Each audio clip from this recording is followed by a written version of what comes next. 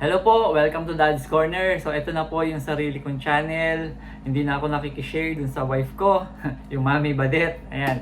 So ang channel po na to, all about buying and selling of cars. So puro sa buy and sell, kotse po ang pag-uusapan natin dito. So, mag-upload din po ako ng mga repo cars ng mga bangko. Weekly po mag-update po tayo. So sana po, supportahan nyo din po ito. Ayan. So, reminder lang po, hindi ako expert, nagsishare lang po ng aking experience at konting nalalaman sa buy and sell. Ginawa po itong channel na to para dun sa mga tao na gustong mag-start din po ng buy and sell car business, lalo na po dun sa mga beginners. Sana po makatulong kahit paano.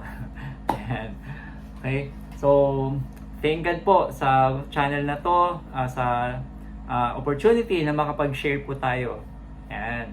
So, una po, ang title natin, paano ba mag-buy and sell? Ano nga ba yung buy and sell? Ang concept lang naman po niyan yung buy low, sell high. So, ganun lang naman po yung ginagawa natin. Ang maganda po dito sa business to, una, mabilis yung return of investment. Kasi pag nabenta mo yung kotse, bawi mo agad yung puhunan mo. Tapos, kung nandiyan yung sasakyan, syempre nakikita mo yung pera mo. Tapos kung pwede mong gamitin o kung gusto mong gamitin, pwede mong gamitin. Pero kung walang insurance, expired na insurance, wag mo nang gamitin. Tabi mo na lang dyan sa garahe mo. O kung saan mo man siya ibinibenta. And of course, maganda din yung kita. Lalo na kung matyaga ka at ito ay part-time mo muna. Kung nag-umpisa pa lang po tayo, kailangan part-time muna para yung pera natin, kahit na hindi mabenta agad yung kotse, hindi natin siya kailangan makuha. So, capital. Pag-usapan naman natin yung capital. Magkano ba ang capital na kailangan dito? Actually, kung magkano po yung hawak nating pera, doon tayo magsimula. For example, kung meron tayong 200,000, pwede tayong makabili siguro ng mga hatchback. Kasi pag yung masyado ng luma, 2008, ganun, parang mahirapan na tayong ibenta yon. So, kung mga 2017, 18, so kung may 200,000 tayo, may makukuha na tayo dyang hatchback. So kung meron tayong mga 300 to 400,000, meron na tayong makukuha mga sedan, kahit automatic, meron na po yan.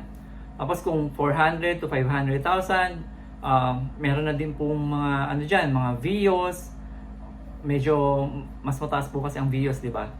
So may mga, marami na po tayong magandang makukuha dyan.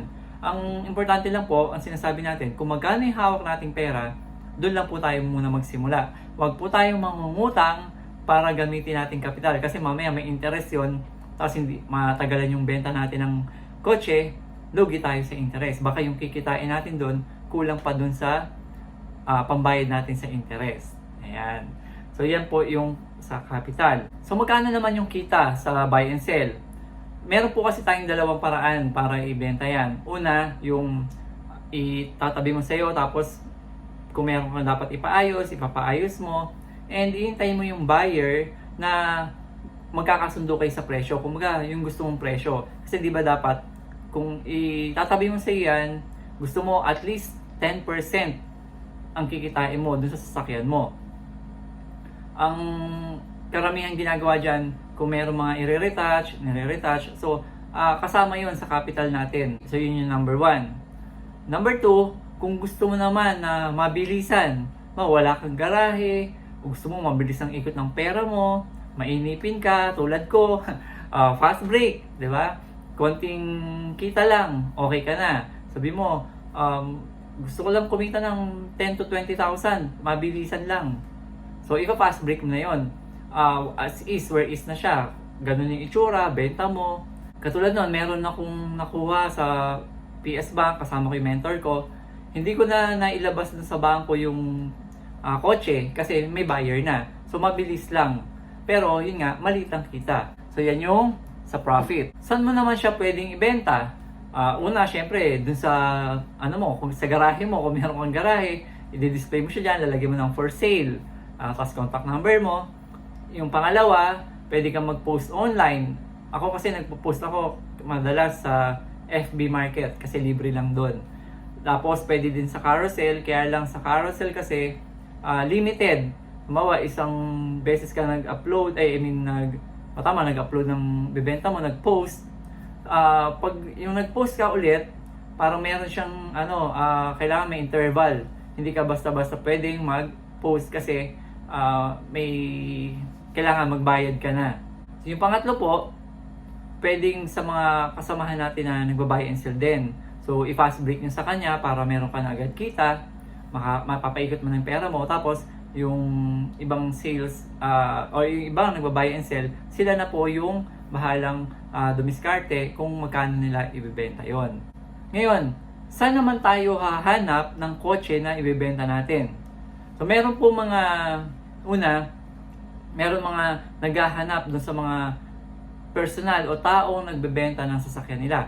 Pwede tayong makakita dyan sa FB Market din, sa carousel, pwede tayong makita dyan, o sa mga kakilala natin. Yung iba po, meron pa silang sales agent na talaga naghahanap ng mga taong nagbebenta ng sasakyan nila. Ang hinahanap nila talaga yung mga motivated seller. Ibig sabihin, ito yung mga hindi lang gustong ibenta, kundi talagang may urgent need na ibenta nila yung sasakyan nila.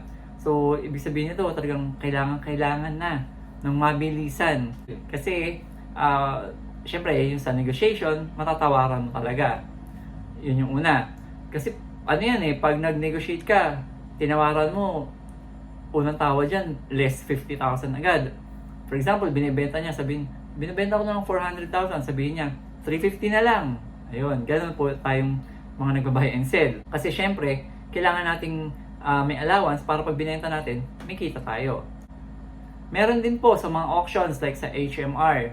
Ito po, ginagawa ng HMR, pinagsasama-sama niya yung mga tao na gustong ibenta yung kanilang sasakyan. So magkakonduct sila ng live auction o live bidding, usually end of the month po yan. So pagpunta mo doon, nandun yung mga sasakyan na binibenta ng mga may-ari. Hindi siya pag-aari ng HMR, kundi po meron siya mga owners. Yun po yung second. Yung third, ito po yung tinatawag na bank repossessed cars. Ito po yung mga sasakyan na kinuha through bank loan na dahil sa hindi mga inaasahang pangyayari, hindi po nababayaran. So, ang kailangan gawin, isoli sa bangko. At ang ginagawa naman po ng bangko, ibinebenta po nila sa mga tao na gustong bumili ng mga bank repossessed cars. So, binibenta po nila yan through sealed bidding or pwedeng selling price din. So, yan po yung tatlong pwede nating paghanapan ng mabibili natin ng sasakyan. Yung mga taong nagbebenta ng sasakyan sa auctions like sa HMR or sa mga bank repossessed cars. So, kung interesado po kayo sa mga bank repossessed cars, abangan nyo po yung next video natin. Pag-uusapan po natin yung mga bank repossessed cars at kung paano makakuha sa kanila. So, kung interesado po kayo sa buy and sell, pwede po kayo mag-like, subscribe, and pakiclick na din po yung notification bell para updated po kayo sa mga videos na ina-upload ko. 2 to 3 times a week po tayo mag-upload about buy and sell. Kasama na po dyan yung mga bank repossessed cars. So makikita nyo yung mga available units dun sa mga bangko. Ayan. So maraming salamat po. Sana makatulong ang mga videos ko, lalo na po dun sa mga taong gustong mag-buy and sell. Thank you for watching po. God bless.